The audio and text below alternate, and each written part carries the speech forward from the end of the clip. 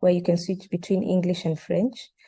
The session will run for 1 hour, and we'll have plenary at the end, so you can post your questions and comments in the Q&A or comment sections. And let's make the session as interactive as possible. So we can all participate in this. I'm going to introduce my panelists. We have Ms. Asha Ramgobin from South Africa, who is the Executive Director and co-founder of the Human Rights Development Initiative, a regional human rights organization.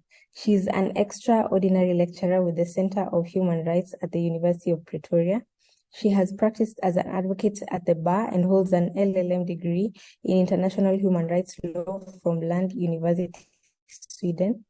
She has more than 27 years of experience within the access to justice movement in South Africa, within the African continent and internationally.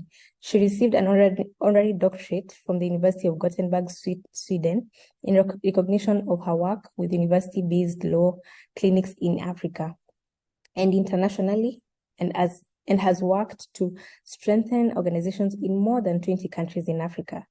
She is dedicated to promoting social justice, the rights of marginalized groups, and community development. She's a person who connects dots and is enthusiastic about learning to better engage in social justice network. Consequently, 11 years ago, when she learned about the revenue lost through illicit financial flows from Africa, she immersed herself into this subject as a human rights issue and wrote, taught, and advocated for it to be addressed as such. She started reading for an LLD on international law and tax havens soon after she turns 50, and now at 50, completed. She has been an anti-apartheid activist from her youth and continues to dedicate her work towards furthering egalitarian values and fighting injustice. Welcome, Ms. Asha Ramgobin. I'm going to introduce Penda Ndiaye, who is from Senegal.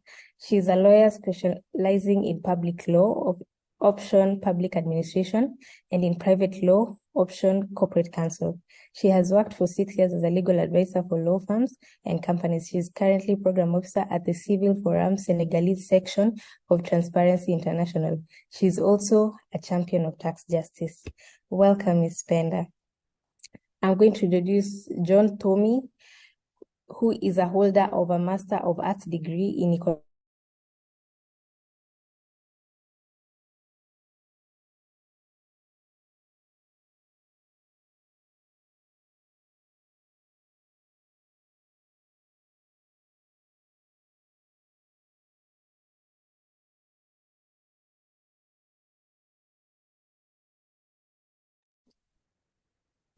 June, we seem to have lost you.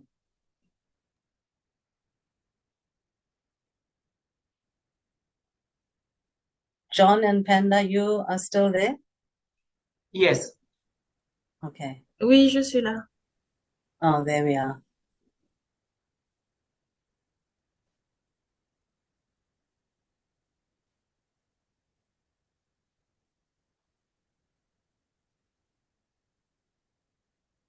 I'm going to suggest, because June has time constraints and so have I'm going to suggest that I start. And yes, that's what they're suggesting. I'll start, and when it's time to introduce you, John and Penda, hopefully June will be online. If not, maybe you can introduce yourselves before you start. Okay? It's okay. Okay, great.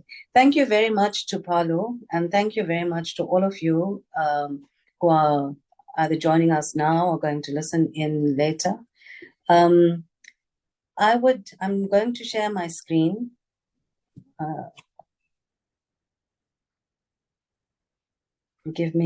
Takes a few seconds. And while that's happening, it dropped off. Okay, I'm just starting with my presentation, or do you want to continue with the introductions quickly, John?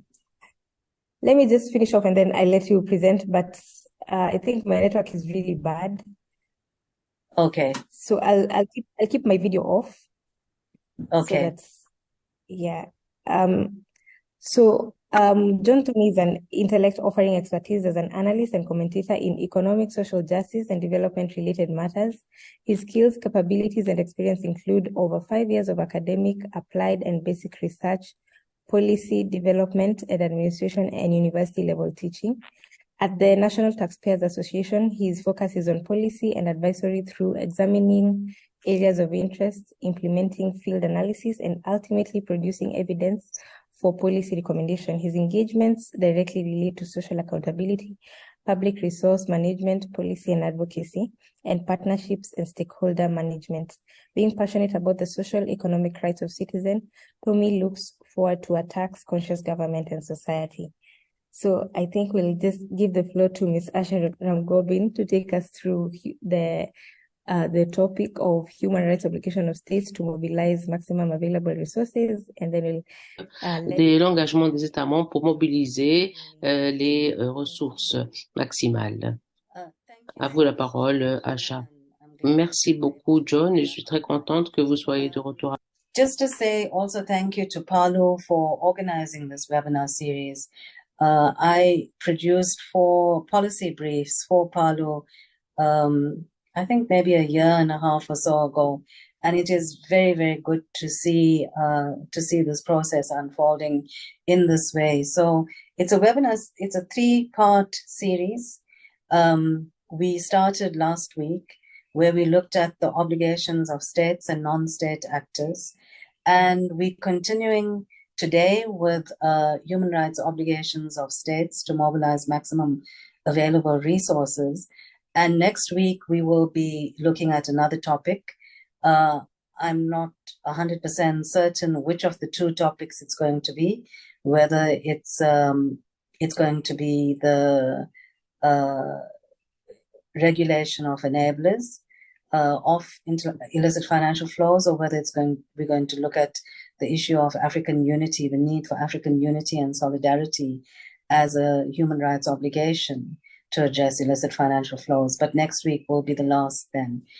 Today, in looking at the human rights obligations of states to mobilize maximum available resources, there are many ways in which to address this topic. And just to say that I have produced this policy brief, and it is available, I think, on Paulo's website. It's the basis of these 3 policy briefs are actually the basis of the webinar series. But in the webinars, I have chosen to look a little bit deeper at each of the issues. So last week, for example, on the issue of non-state obligations of non-state actors, I looked at the evolution of the concept of corporate social responsibility and the history, where it comes from. Similarly, today, in a policy brief, it would not be prudent to put in too much of that sort of information because the policy brief needs to be short and punchy. But as we are discussing and unpacking it, I've decided to look more at where this notion of mobilizing maximum available resources and just looking at maximum available resources, that concept, where does it actually come from? Where do we find it in international treaties and regional treaties? And so what I have decided to focus on and how I've structured my sort of opening remarks and presentation is to look very, let me just take a step back and say that I anticipated that the audience, that most of you are lawyers, law practitioners, advocates, practicing advocates, activists, but lawyers, law teachers, legal advisors in companies. I assumed that most of you were lawyers.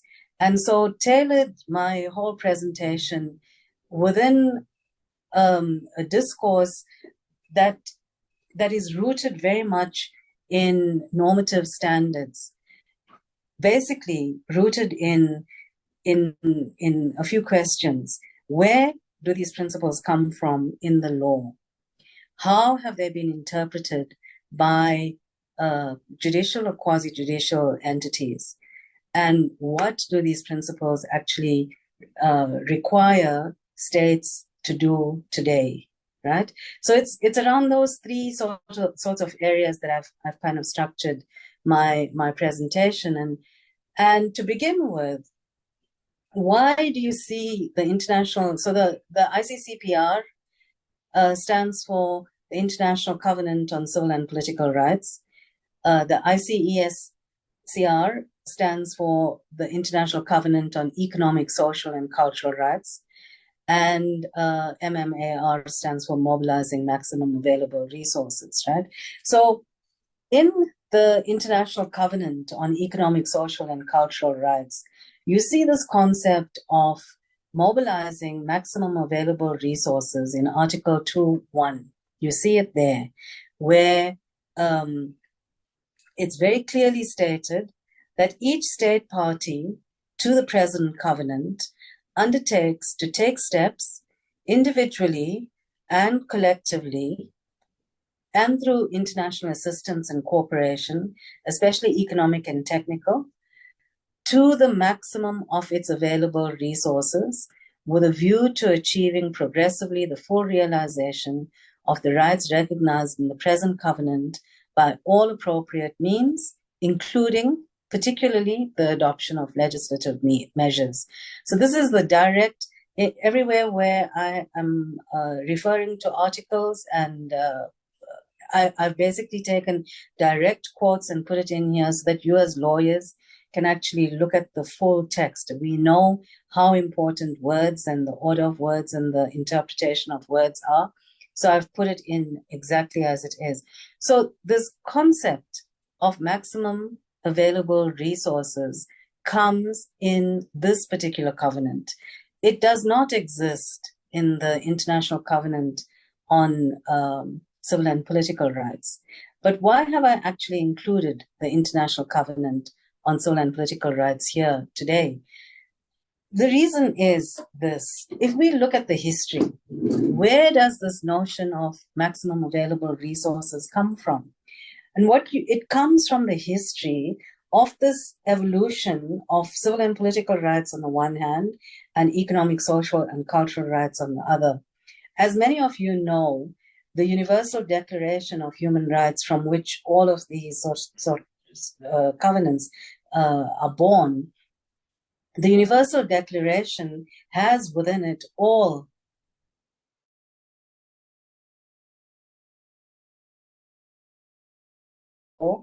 that was taking place. You had, at the time these treaties were being negotiated, you had a situation where one part of the world was pulling in the direction of civil and political rights.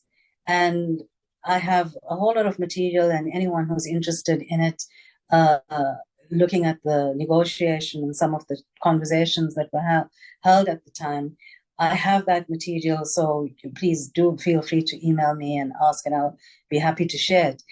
There were a group that were pulling in one direction, the emphasis on civil and political rights, and another group that was pulling in the direction of emphasis on economic, social, and cultural rights. The West, civil and political; the East, economic, social, and cultural, basically divided along capitalist and communist, in a sense, lines, right? And then you had the non-aligned movement that were also involved, looking at a holistic approach to it. But this notion of maximum available resources is not found in the ICCPR. It is only found in the Covenant on Economic, Social, and Cultural Rights. And why is that? The reason for including it in this particular covenant is because all the rights contained in the covenant, all the economic, social, and cultural rights, the right to health, the highest attainable of physical and mental health, the right to education, the right to housing, the right to a range of cultural rights, labor rights, workers' rights, all of them require the investment of money. But as we all know, so too does the right to a fair trial. So too does the right to free and fair elections. Civil and political rights also require resources. So why is it that only in the Covenant on Economic, Social, and Cultural Rights do you see, in a sense, this qualification where each state party to the present covenant undertakes to realize the full, undertakes to achieve the full realization. But there's these two qualifications: one, to the extent of its maximum available resources, and two, to progressively realize. So you don't have to realize it all immediately, right? And the reason for this is because there were many developing countries that were parties to this covenant, that were already independent at the time that these covenants were being negotiated, and they realized that they have financial constraints. And if they are required, they were wanting to be parties to this covenant. But if they were required as state parties to fulfill their obligations under this covenant immediately and to the full extent, it would be unrealistic. And so there was this qualification to the maximum, to the extent of the maximum available resources, right? But it does not mean that resources are not required for civil and political rights. And I make this qualification now because if we think about all the civil and political rights, and we think about the extent to which we need resources, where everyone is equal before the law, everyone is meant to have equal say in political decisions. You're not meant to have a circumstance in a democracy, in the democracy that we envisaged, in a democracy that was envisaged by this Bill of Rights comprising of the Universal Declaration of Human Rights, the International Covenant on Civil and Political Rights, and the International Covenant on Economic, Social, and Cultural Rights. We were meant to have a system of democracy where everyone is equal before the law and has equal protection of the law, rooted in this equality, rooted in the sense of human dignity, rooted in the sense of this notion of self-determination as well. You have common Article 1, which is common to both covenants, which roots both covenants within this notion of self-determination, of sovereign states, of sovereign people.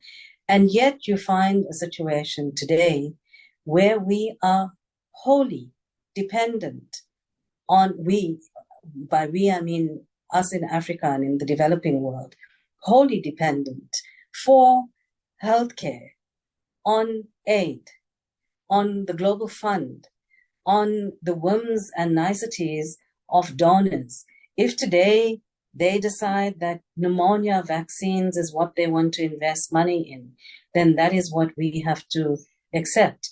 If they choose that they want to invest money in wildlife, prevention of illegal trade in wildlife, that's what we have to accept.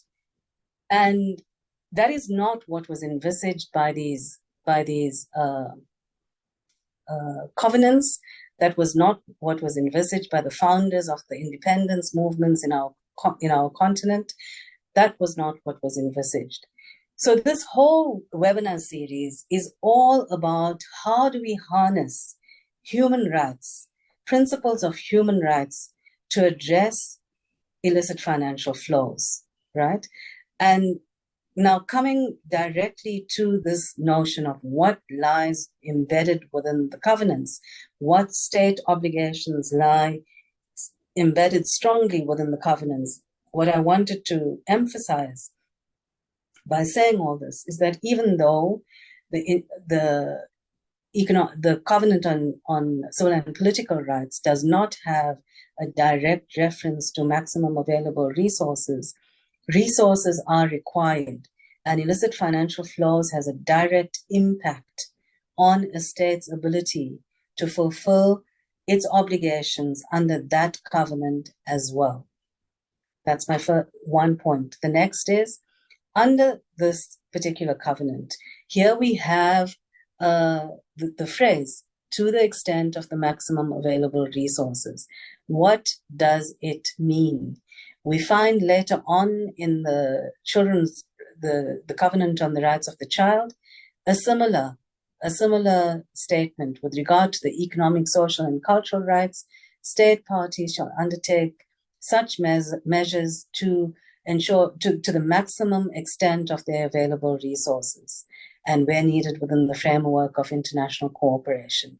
The Convention on the Rights of Persons with Disabilities, it has the similar language. States have the obligation, they undertake to take measures to the maximum of its available resources, and again, where needed within the framework of international cooperation, to progressively realize economic, social, and cultural rights, right? So now comes the question, what does the obligation entail? I could tell you what my opinion is on what the obligation entails, but that's as a lawyer, my job is to say, this is what the law says, this is how it's been interpreted, and this is the normative content of it, and consequently, this is what I then suggest is required, right? So now here we find the general comments of the United Nations, the general comments of the treaty monitoring bodies, the general comments of the African Commission on Human and People's Rights are what we're going to look at to see what is it that these treaty monitoring bodies have to say about the nature of a state party's obligations within this context of maximum available resources. So paragraph 13 of general comment number 3 of the Committee on Economic, Social, and Cultural Rights is a general comment that deals with the nature of state parties' obligations. And the committee basically says that the phrase to the maximum of its available resources was intended by the drafters of the covenant to refer to both the resources existing within a state, so the resources that we have within our states, and those that are available from the international community that could then be contributed through international cooperation and assistance, right? One of the UN independent experts, the UN independent expert on human rights and extreme poverty, she went further in her explanation of what this means. And she says that governments must mobilize resources within the country to its utmost ability, that government expenditure must be efficient. So mobilization of maximum available resources is not only about curtailing illicit financial flows, it's also about how we spend money, that we must be efficient in the way in which we spend money. We must also be efficient in the way we collect money. So the government expenditure must be efficient and effective, and its collection of revenue must also be efficient. Also, she highlights that the failure to curb corruption is a failure to comply with this obligation. And from her mandate's position, that funds earmarked for economic, social, and cultural rights must be spent on economic, social, and cultural rights, and not on non-economic, social, and cultural rights areas. So you don't take money from the health budget and put it into the defense budget, for example. Now, turning to the African Charter on Human and People's Rights, what do we see there? What provisions do we find in the African Charter that give us any guidance on this notion of maximum available resources? So you don't have that phrase, maximum to the extent of the maximum available resources, in the Charter itself. But what you have is Article 1, which deals with state obligations. And here, the way in which it's drafted, it says states shall undertake to adopt legislative or other measures to give effect to their obligations. So it's within that context of or other that then the African Commission has interpreted in this notion of maximum available resources. But the African Charter does have other provisions that deal with resources. And one of the very important provisions is Article 21, and particularly Article 21.1. Article 21 deals with the rights of peoples now, not individuals only, but peoples, to freely dispose of their wealth and natural resources. And this right is meant to be exercised in the exclusive interest of the people, and in no case shall people be deprived of it. So the natural resources, the wealth that our countries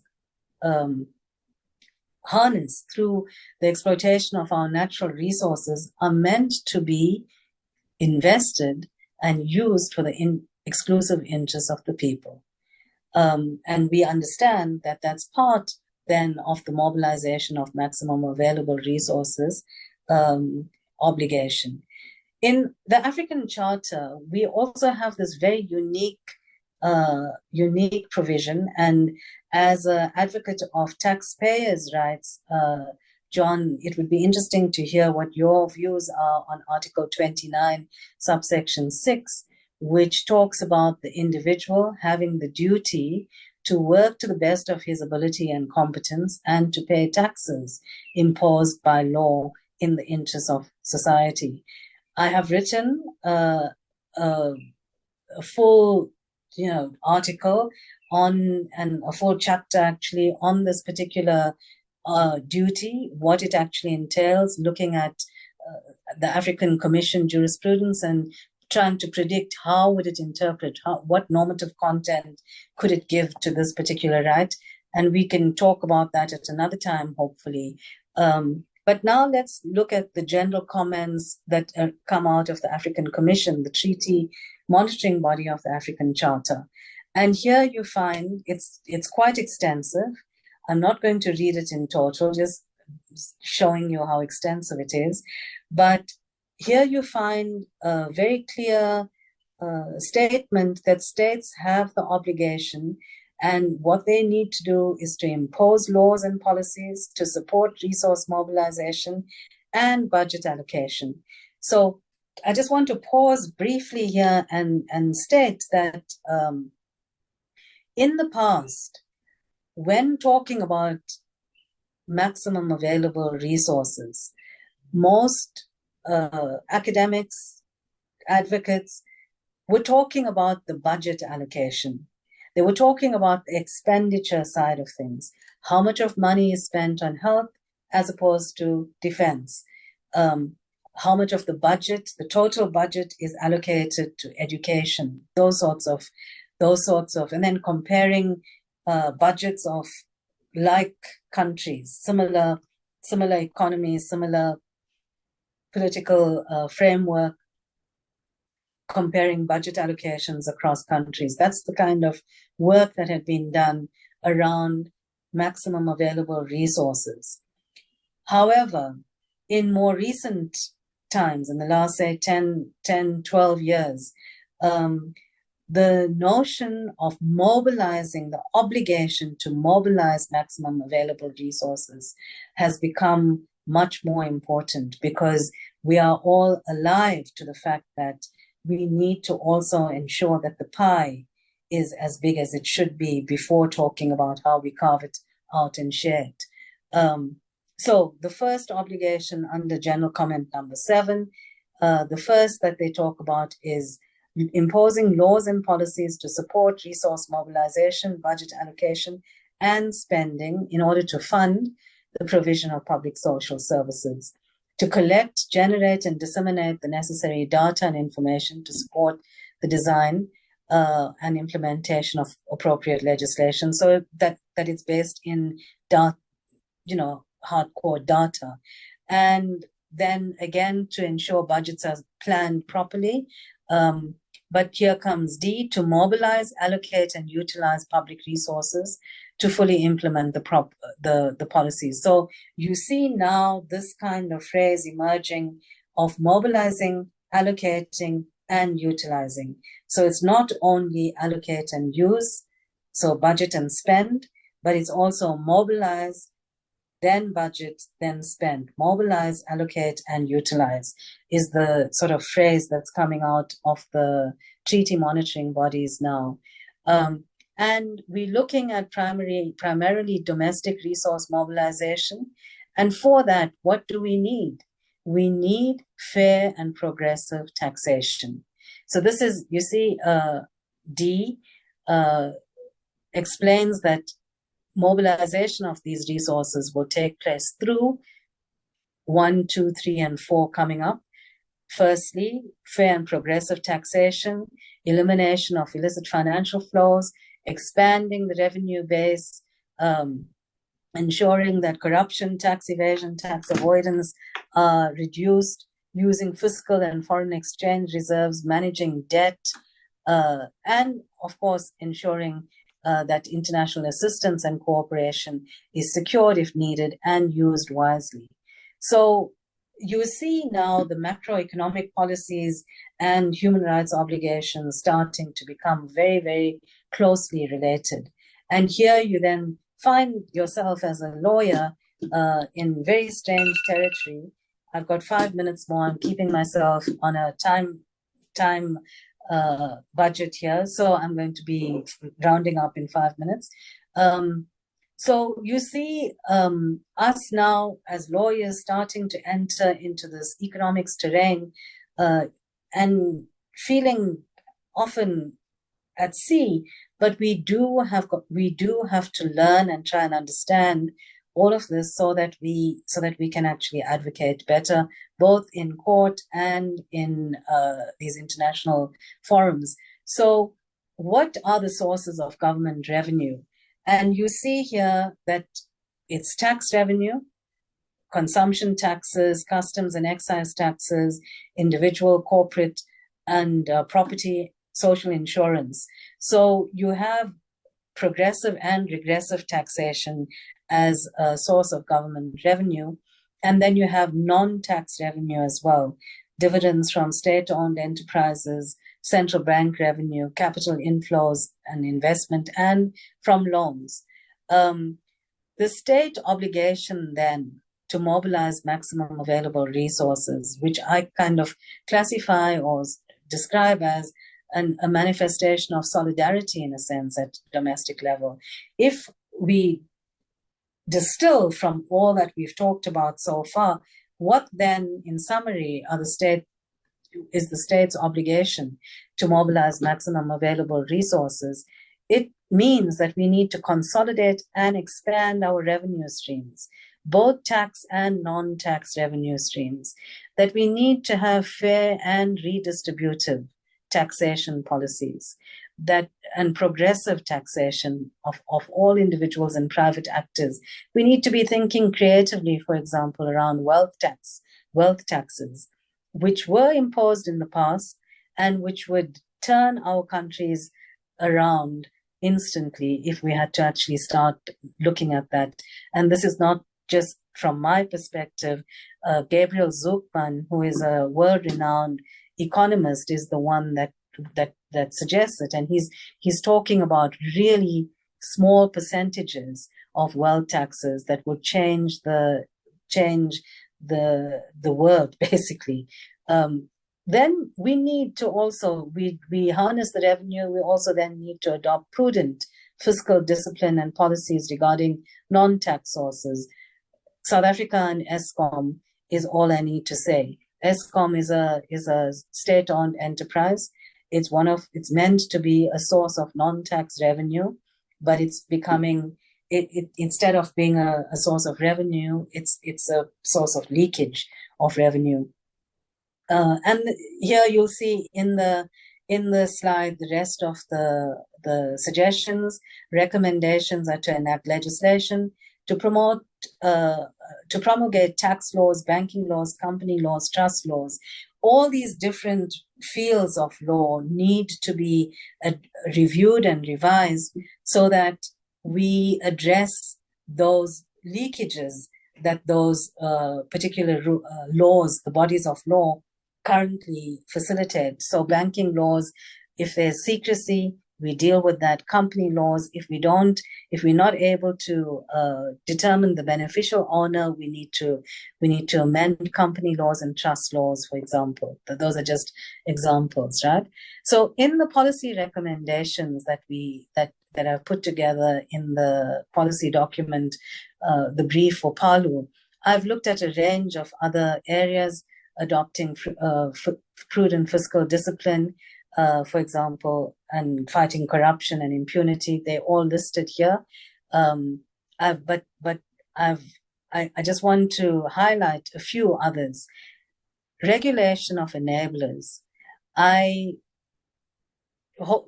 prepared a full policy document on it, but in this policy brief on maximum available resources, I have a small paragraph because it is enablers that enablers meaning accountants, lawyers, bankers, real estate agents, those sorts of professionals who all have professional bodies governing their ethical obligations, and that these professions need to be regulated to minimize their impact on illicit financial flows. So by this, what I mean is they're the ones that develop these models that result in states losing resources. So if the state has an obligation to mobilize maximum available resources, my argument is surely that also entails dealing with those professions, obviously in a constructive way, to minimize their impact, their negative impact on illicit financial flows. It also entails doing things, very tangible things like protecting human rights defenders, anti-corruption activists, journalists, and whistleblowers. It entails ending harmful tax practices. So there's an extraterritorial component here as well. But most importantly, and this is the last area of policy recommendations that I make, most importantly, it entails developing an ethos of financial integrity for sustainable development. This phrase comes from the UN FACTI panel report, Financial Integrity for Sustainable Development. But this is ultimately what the recommendations conclude, is that a new ethos, not new actually, it's not new, it was there. We need to revive our ethos of financial integrity for sustainable development, and that needs to be permeated from the top level of government and the intergovernmental bodies all the way through. So when I talk about intergovernmental bodies, it's also about how intergovernmental bodies spend money that's meant to be used to provide assistance, to promote human rights, to promote development. How do they actually use that money? Is it rooted within an ethos of financial integrity for sustainable development? And finally, to end with a quote from Samuel Moyen, an academic who has been very critical of human rights because of the way in which human rights actually focus on a different form of equality and inequality, the civil inequality, rather than looking at building an egalitarian society. And what my whole thesis, you could say, is that human rights is a means through which we can achieve that egalitarian society if we choose to. So to conclude with his words, for the egalitarian, morality rules out a society in which, even if the most basic needs are met, enormous hierarchies can still exist. According to this stance, at least a modicum of equality in the distribution of the good things in life is necessary. Otherwise, it might turn out that two societies emerge, different ways of life, the wealthy towering over their economic inferiors, with morality satisfied so long as basic needs are fulfilled.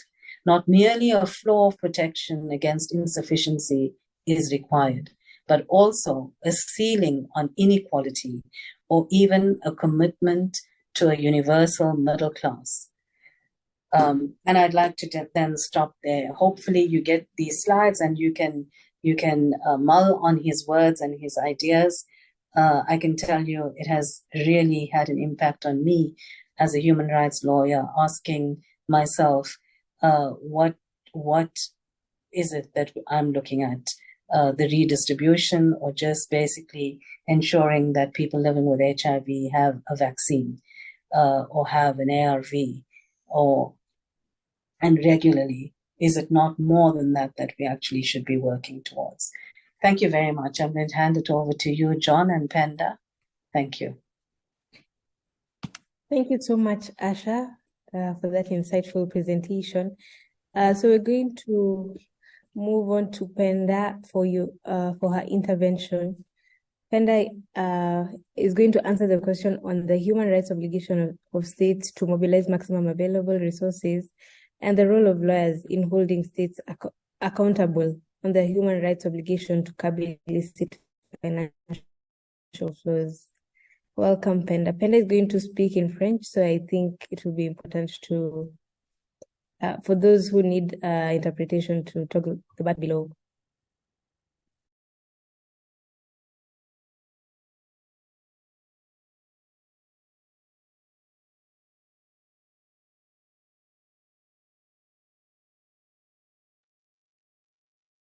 Penda, can you hear me? Oui, oui. Yes, I'm getting you. Bonjour.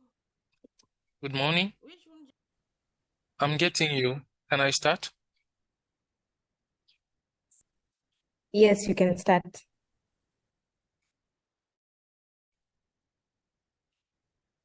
Good morning, everybody. I really thank Palu for the invitation to participate in this panel discussion.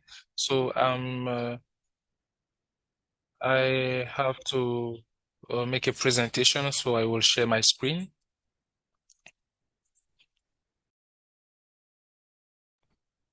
So I will talk about states' obligation in terms of human rights, how to mobilize the maximum resources available and limit curtailing illicit financial flow, and how to limit also curtail illicit financial flow. As I said, this is now the plan. So first of all, we are going to talk about state obligation in terms related to human rights, and then we will talk about the role lawyers have to play in order to make states be accountable. So regarding the state's obligation, we need to mobilize maximal resources available, and also we have the obligation to reduce or to curtail illicit financial flow. So in order to mobilize maximum resources available, in Article 2, Paragraph 1 of the covenant, international covenant related to economic rights, social and cultural economic rights, the state should insist on international cooperation, especially in the economic plan, in order to better exercise the various rights. So Mrs. Ashar insisted on the various rights existing and on the obligation to mobilize maximum resources in order to achieve those rights, socioeconomic rights, and this obligation to mobilize resources available include the obligation to reduce or to curtail illicit financial flows, because regarding resource mobilization, this means that states should insist on fiscal and tax and non-tax revenue. So how can we work towards reducing illicit financial flow? This is because we have harmful consequences on our states. Illicit financial flow also includes a sort of economic imbalance. So this is the reason why the states, in order to maximize revenues, we need to curtail illicit financial flow, because these are funds that are transferred, and through those transfers, the state is losing a lot of money. So we need to fight against all those storages and try to the state should also try to gain the money that they need.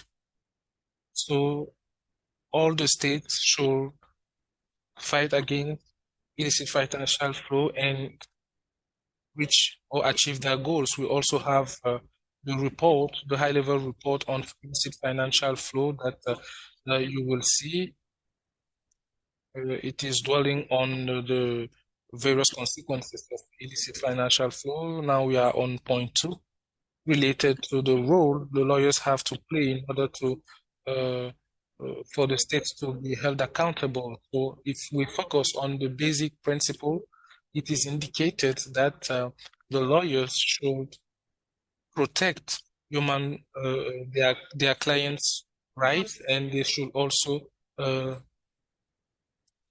respect human rights and fundamental and all the rights enshrined in international and national conventions. So, are you getting me? I'm told that my connection is not stable. Yes, we can hear you. You're doing well.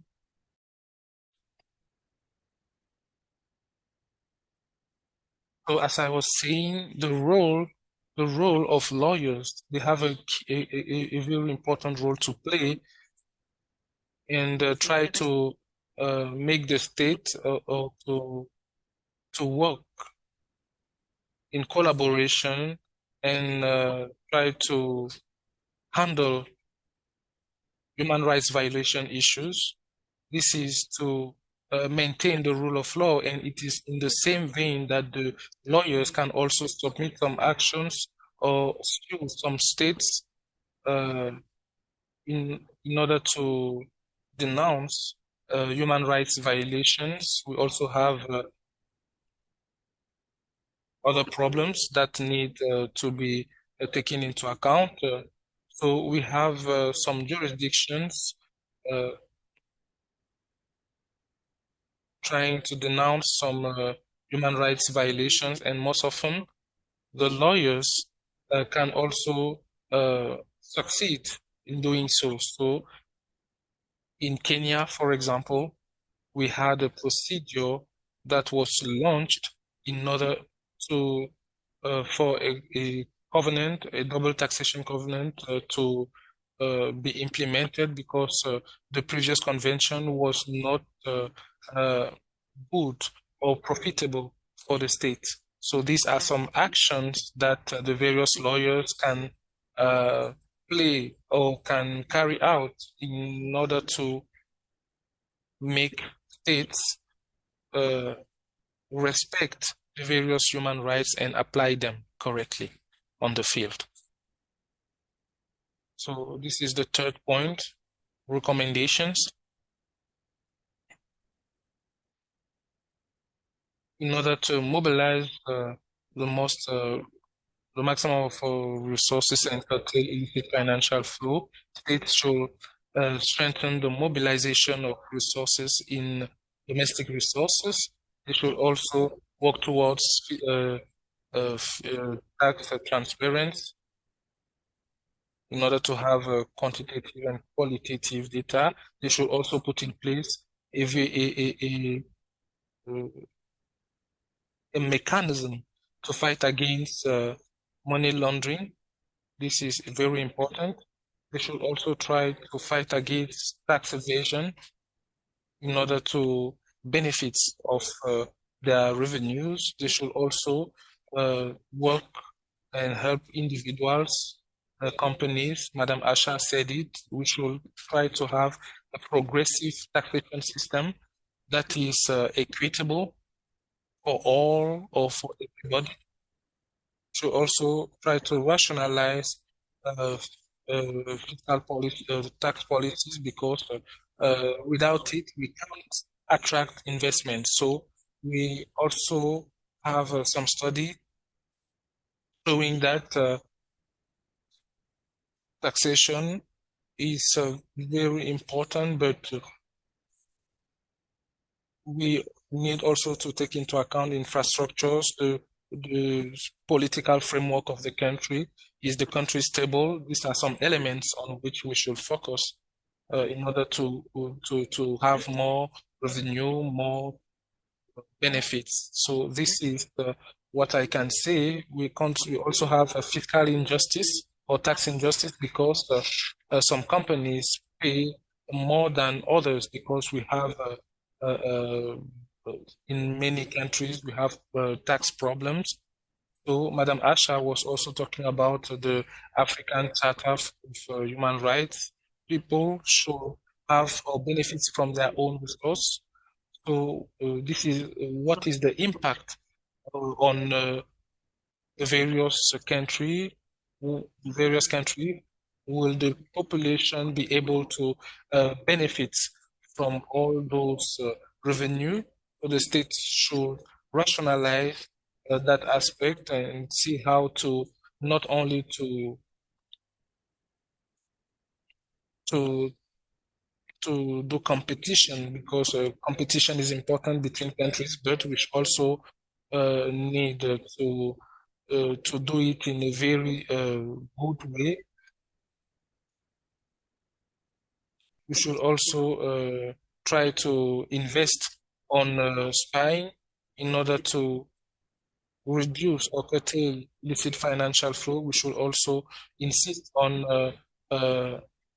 effective property. This helps us determine the various revenue from the society, especially those exploiting our companies or our resources in our countries. What is the person or the company benefiting from those revenue? And we should also need also some more information related to Africa.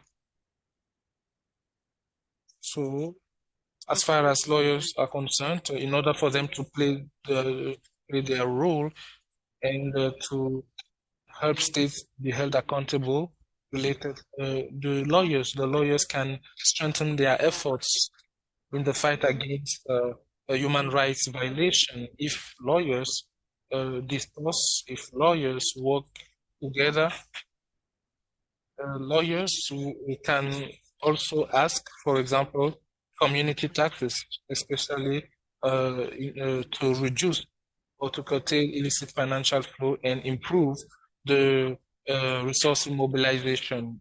For example, in West Africa, we have the transparent code from the YMO, but the states don't always follow that transparency code, and most of them should really follow it in order to curtail illicit financial flow. This was the last slide.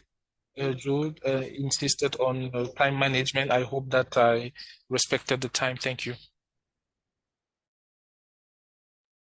Thank you so much, Penda. I think you stayed within the time limit.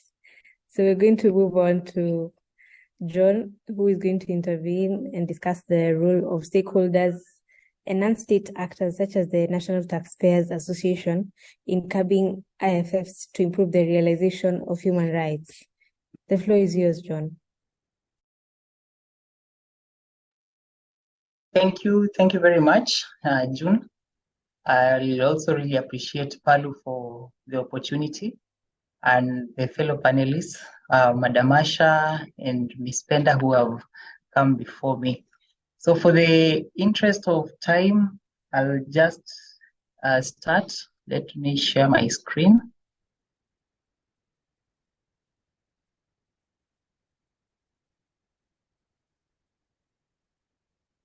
Kindly confirm if it's visible enough. Yes, you can see your screen.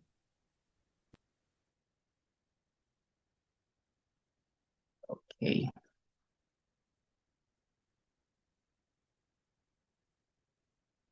So as stated and shared by June, I'll be answering the question on the role of stakeholders or non-state actors, such as the National Taxpayers Association, in curbing IFFs to improve the realization of human rights. So just as a comment, and from the previous webinar, which was held last week, the first one, there was a presenter who shared who are non-state actors and shared about some of the expectations from non-state actors and also the expectation from the state itself. So when it comes to IFFs, I tried to think through and find a linkage between human rights and IFFs. And from the work that Palu has done and what Madam Penda has been able to produce as possible sources of literature, you realize that there is so much that has been done. And internally, and some of the literature that exists, one of the highest mode or considered in terms of now quantification, IFFs, because we know that IFF is the movement of resources from one jurisdiction to the other. Considering Africa as a continent, the issue of slavery and slave trade has been considered as one of the highest or the biggest forms of IFFs ever to occur in history. As of 1860, we had lost as a continent, that is Africa, up to around $4 trillion. And some studies recently have indicated that by 2023, we had lost to a tune of $146,560,000,000,000. But that said, it is so much painful that such cases are still occurring, and yet there is so much that has been said and so much that has been put on paper.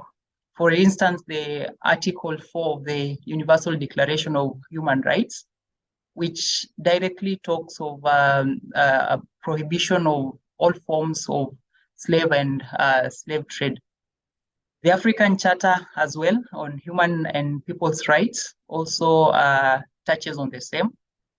But on specifically this presentation, there is an issue that also has been highlighted by Madam Asha on Article 21, which talks of natural resources and wealth.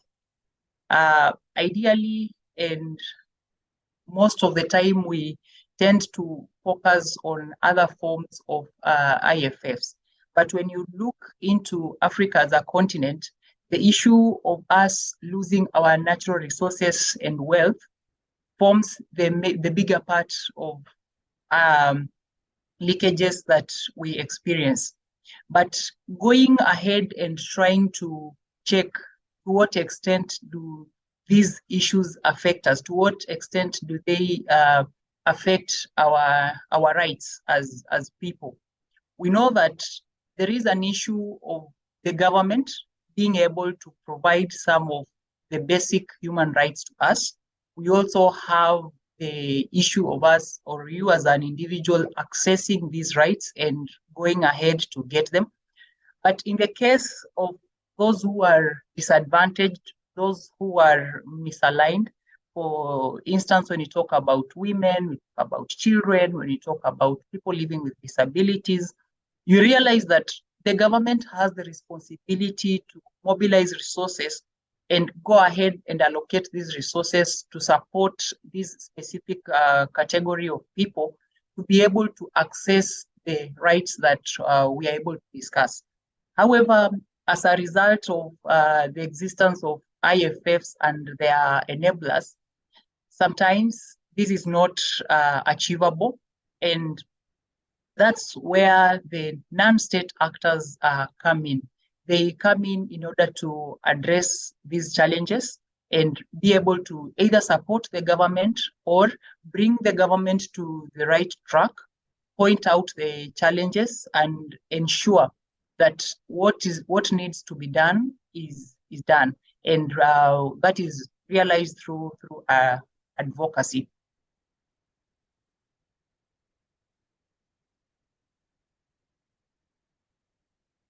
So when you try just to check around and see the need for civil society, as I was trying to answer the question, and by the virtue that NTA was mentioned there, I'll be a bit biased and focus on civil society organizations, but again, expand the civil society organizations to encompass the CBOs, or the local community organization, the champion groups that are not affiliated to the government in any way, but act in or on behalf of the general public.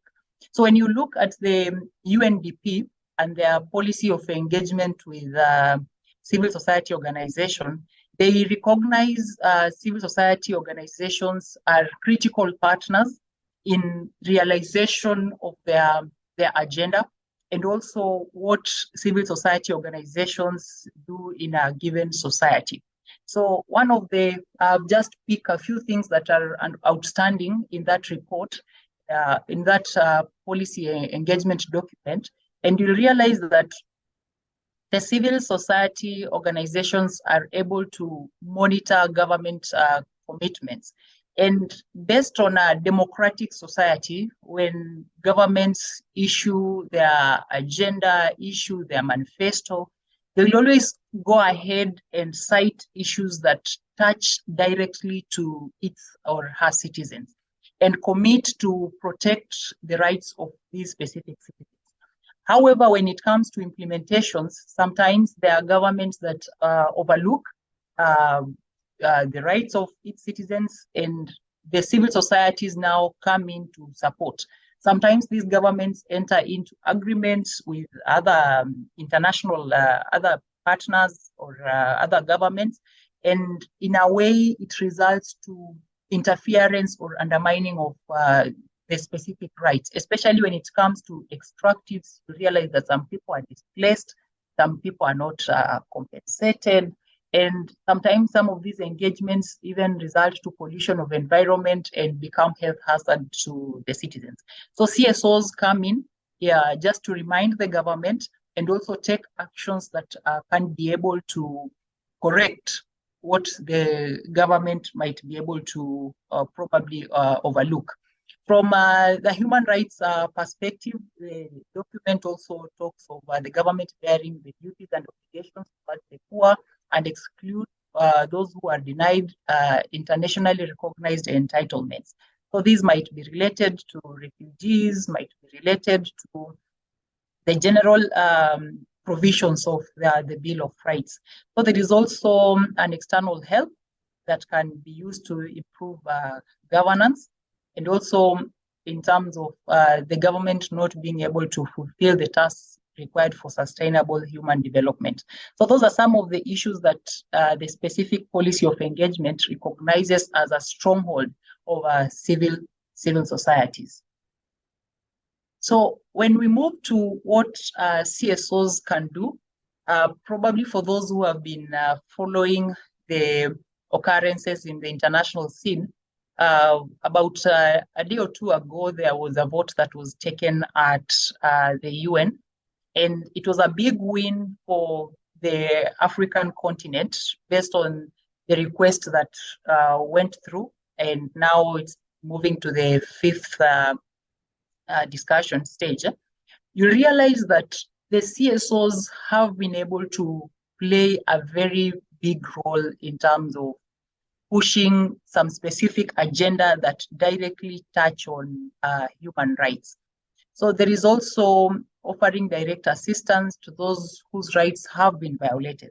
So I realize that amongst the responsibilities or amongst the objectives of CSOs, there are different categories. There are those that work within the social space, economic space, rights and many other spaces. However, when structures are set and there is room for them to fight for the rights of those, through probably public interest appeals and the rest, then the civil societies have the responsibility to come in.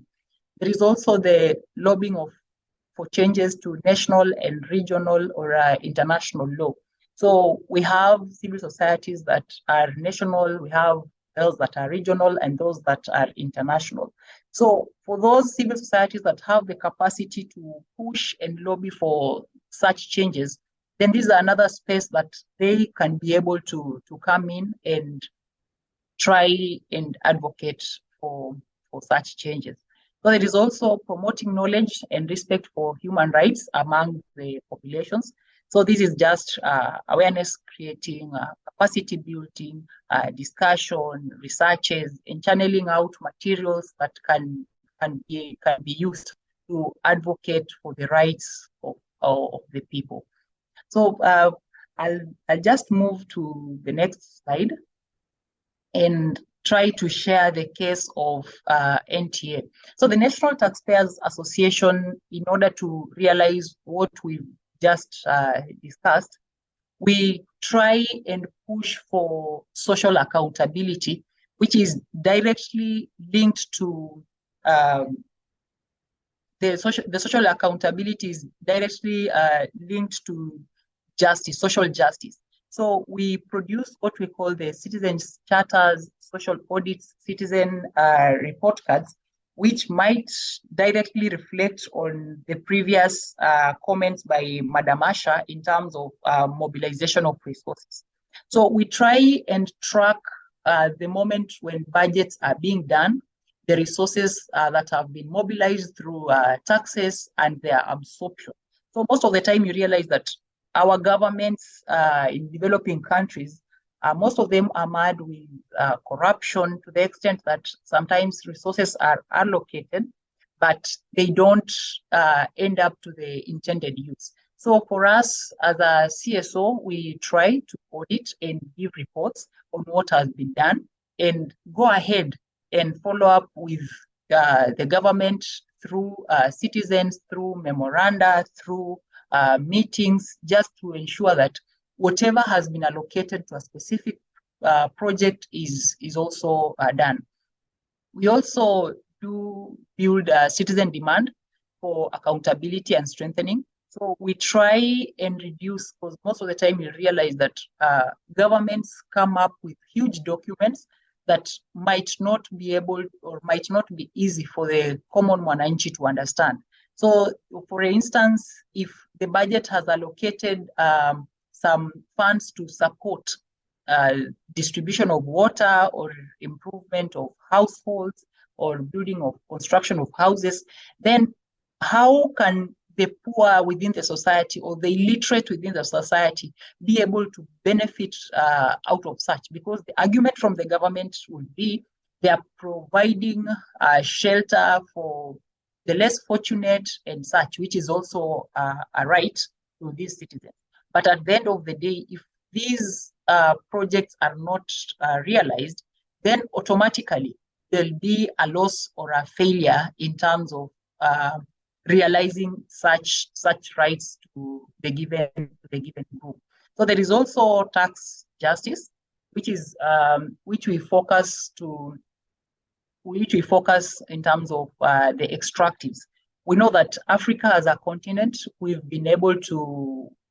endowed with so much resources, but when it comes to how the proceeds are used or utilized by the government, how the extractive materials leave Africa, then there is so much within that happens and might not be able to reflect. So the civil society and especially NTA, we are running a project in that end also to ensure that we do not lose our resources to foreigners. So just to wind up with what I usually call as the Bible for Africa when it comes to the issues of IFF, there is one of the statements that appears towards the end of the report, which states that we wish to stress the invaluable role that CSOs play in the fight against IFFs. However, CSOs often face political pressures and need to be provided with the space and support that will enable them to continue their campaigns. So in the process of realizing what is expected of CSOs, there are those challenges that this panel notes. And you realize that there were about 4 or 5 regional CSOs that supported the development of this report. So my call or my comment would be that as much as the CSOs are ready to support and stand for the rights of its citizens or its membership or the general globe, we should also be aware of the challenges that come and be ready to set not really policies but plans that will be able to overcome such challenges. So thank you, and back to you, June. Thank you so much, John, for your also very insightful presentation. Now, I can't see any question on the Q&A or in the comment section, but this is now over to the participants. Anyone who has a question or a comment or an input, you may raise your hand or post it in the Q&A. But it is said that if there's no question or no comment, then everything has been well understood. Does anyone have a question? You may raise your hand if you do. So just probably to respond, there was a question, there was a comment by Asha on 29.6 regarding what states that are to work on the best of his ability and competence and pay taxes imposed by law in the interest of the society.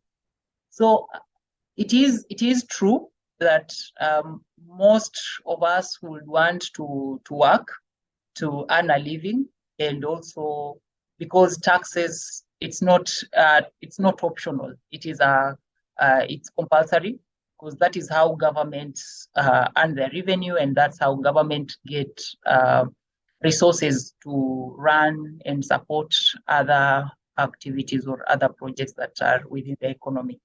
So my comment to that right is, and it's what we've been fighting for and advocating for specifically in Kenya, because we realize that our budgets have been growing, and the number of taxes that are extended to the citizens have been on the increase.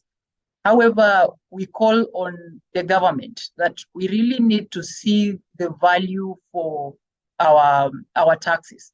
As much as you collect taxes because it is mandatory, it is compulsory, then we should be able to see better services within ourselves, an improvement of the health sector, an improvement of housing, an improvement of infrastructure.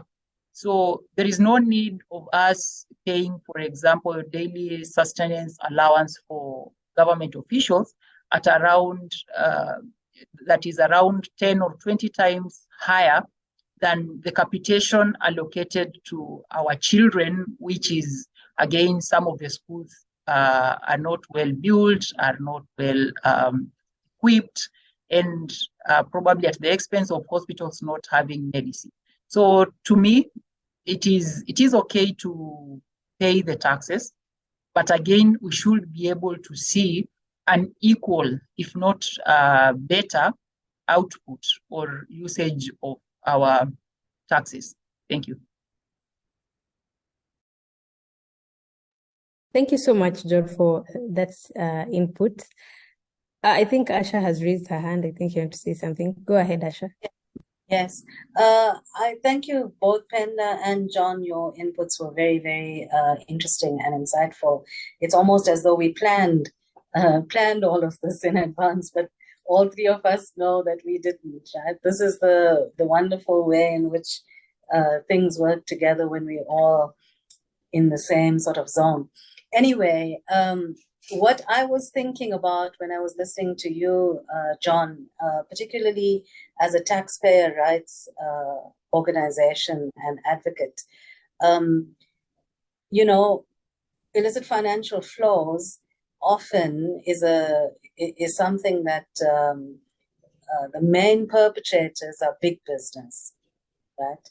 The main perpetrators are these huge multinationals and high net worth individuals and politically exposed people, and the very powerful in a sense, right? And what I'm finding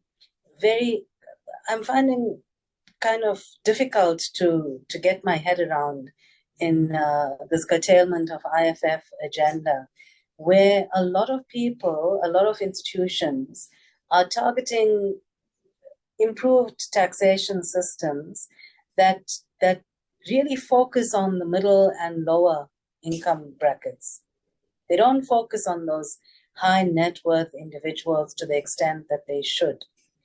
And we come from a history on this continent. So not very long ago, since there weren't any questions, I'm taking this opportunity to bring something else onto the table here.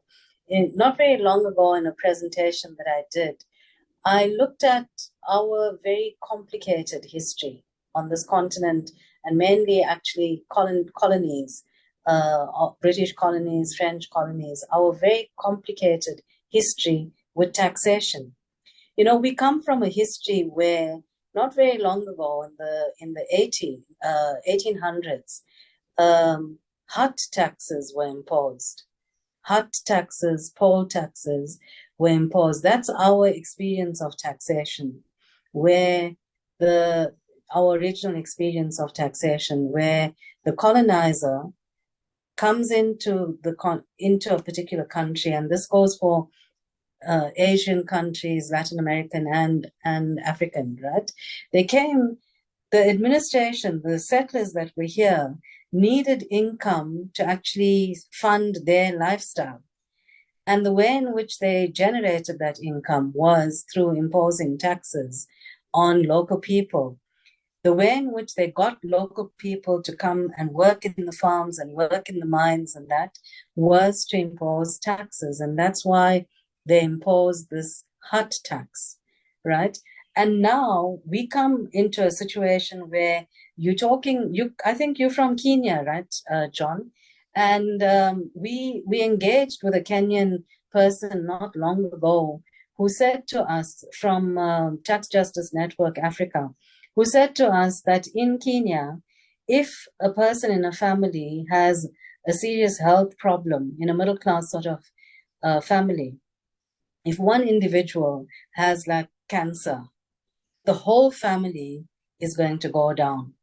At some point, the business is going to close. At some point, the house is going to be sold, and they never really fully recover from it, right? And these are the people that we are targeting.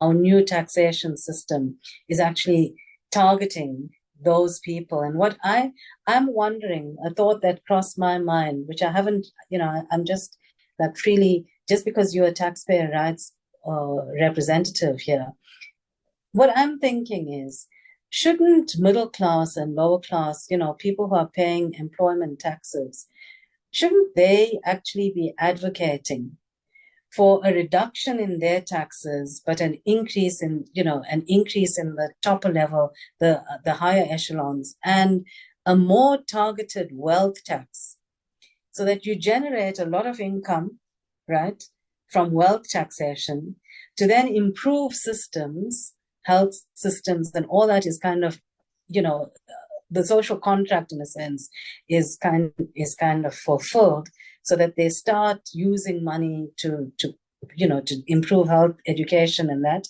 And then they come to a more equitable, the kind of normal taxation of middle and lower classes. I'm not sure what your view is on that, because in essence, what I'm saying is, just as you have affirmative action, with race, we should have a similar sort of policy in relationship to taxation, where the lower classes who end up having to spend such a lot of their income on expenses that government should be providing should get tax write-offs or tax concessions, whereas those in the upper echelons who are perpetrators of illicit financial flows should really be targeted at a in a strong way through these wealth taxes that Gabriel Zuckman is proposing.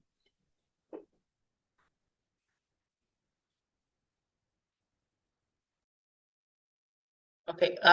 Yeah, probably just to share some feedback and also comment on Asha's what you've just shared. It is true. I agree that we've had a challenge in terms of addressing such diseases that are quite expensive to treat and also to manage.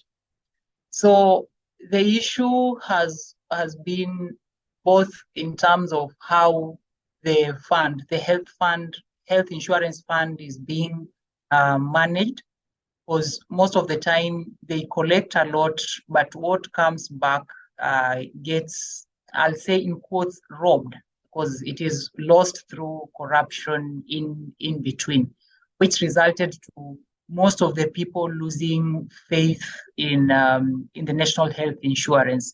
I know the government is currently working on changing the model that we are using.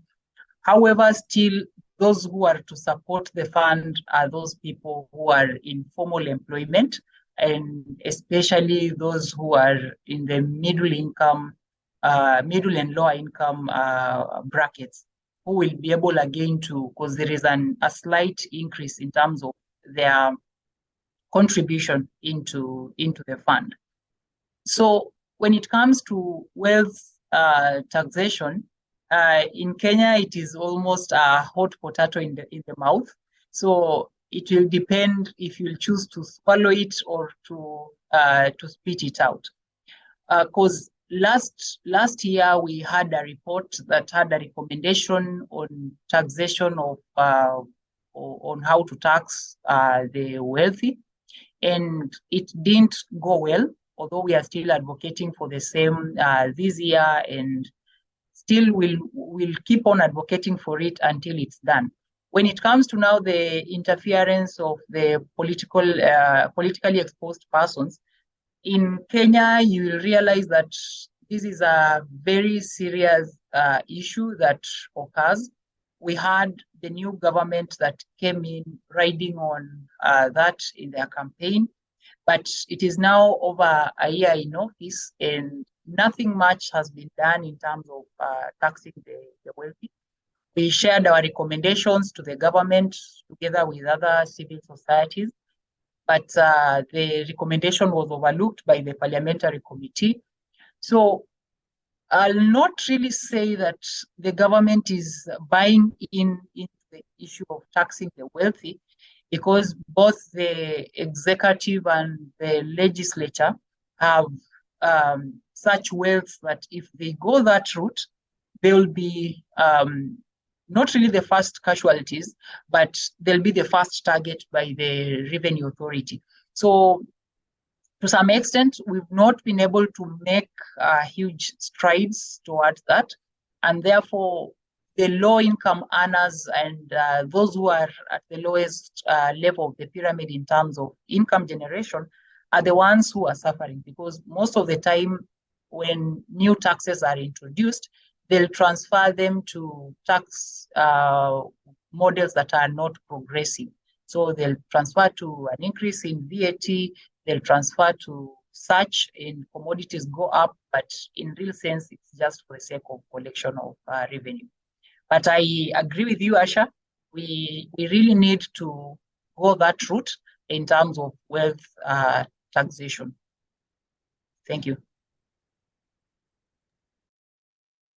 Thank you so much, Asha and John. I think time is not really on our side, but we'll try and answer the two questions that I've seen on the Q&A.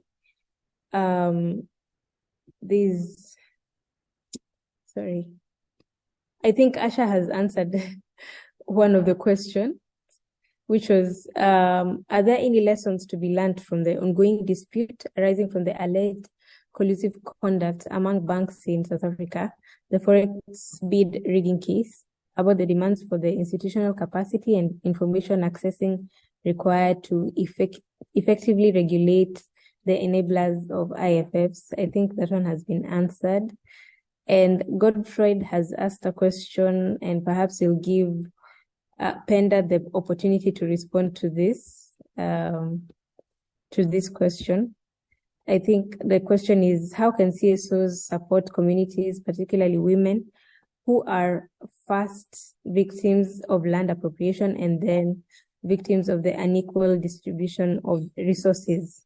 We'll give this chance to Penda to respond.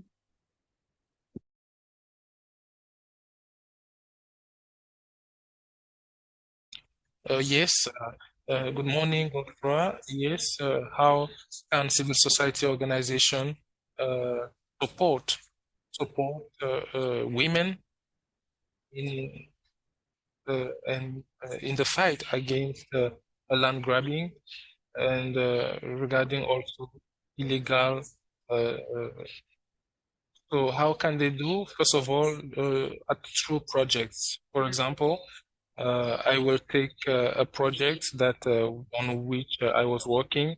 The project is called Pretty in extractive sector. So through this project, we are advocating for the equitable share of resources in order for the population to benefit from natural resources at the level of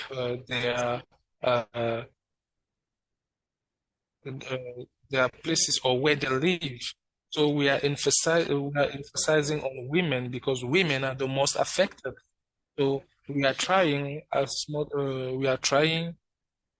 to, as I said, advocate to government for the various taxes established to be applicable by those societies and or companies, and regarding the obligations, the state should try to control those obligations for the companies to respect their obligations and the various officials also to respect them.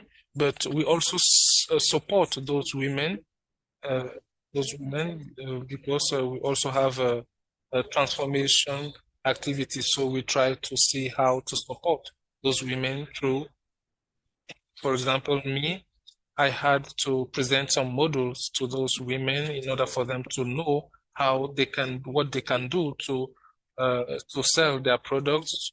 So, for example, the authorizations or the licenses they need. We also try to train them for them to see the funds available in their departments or communities. For example, we have a fund allocated for the local development. In that fund, we have a share just for women. So you can also ask that share to the mayor. You have the right, or you can have a part of that budget. So we are trying to train them to teach them what are their rights. That is how we do to support them.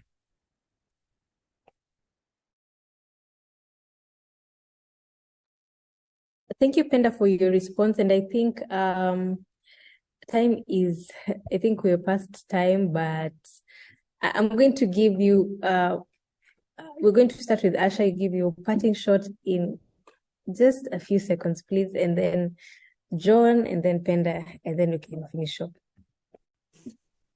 Oh, I just think tax the wealthy. Tax the wealthy. That's all. That's my parting shot.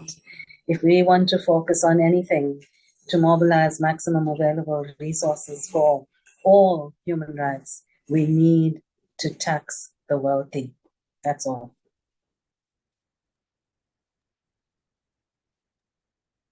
John?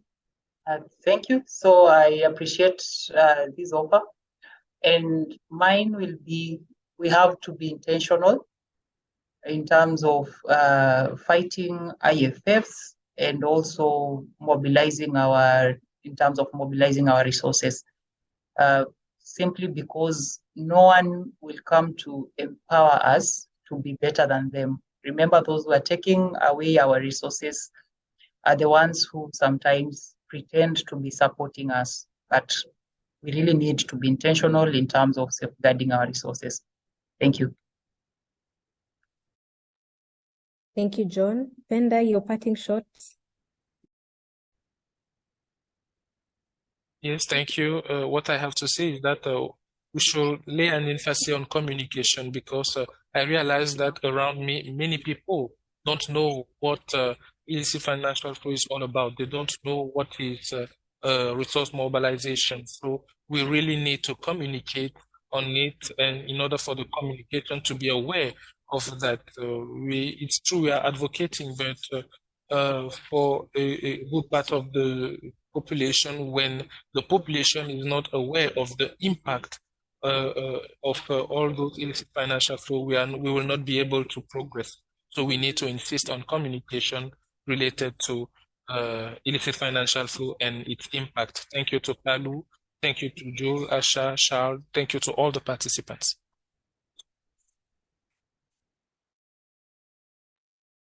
Thank you, Penda. And I think with that, we come to the end of today's session, the second part of the 3-series webinar. And I really appreciate your presence here, Ms. Asha, Penda, John, Tommy. Thank you so much for taking your time to be with us and to provide valuable insights in today's topic. We really appreciate. Also, we really appreciate our attendees who were present, those who participated, those who've been listening keenly. We hope that you take something valuable from this discussion. Hope to see you next week in the last part of our webinar series. And since I don't see anyone else from Palu, I think we can end here, and I wish you a good day. That's all from me.